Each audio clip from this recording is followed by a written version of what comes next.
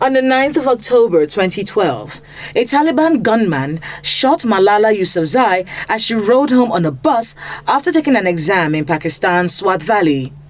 Though she survived the attack, she was marked for death because of her continuous advocacy for the education of young girls in her country, Pakistan. But young Malala remained undeterred, fueled by the support of her parents, especially her father, Zainuddin Yousafzai, who is also an education activist. It is now the 10th celebration of the United Nations declared World Malala Day. It began with a visit to the office of the Vice President, Shettima, who restates the Tinubu administration's commitment to girl-child education and protection.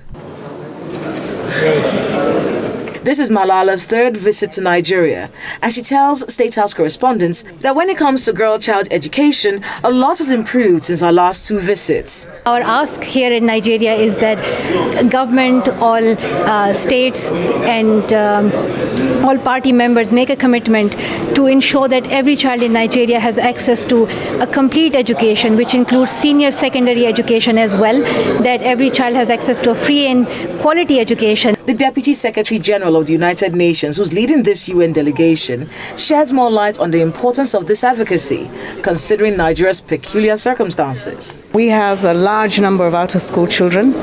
We know that the quality of education is not what every child should have in this country. And the advocacy to an administration that is coming in that believes in education is an important timing.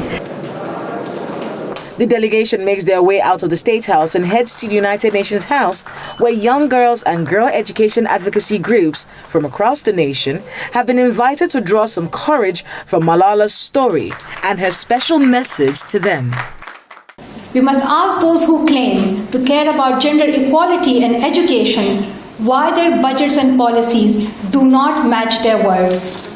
We must call again and again every opportunity for leaders to prioritize education.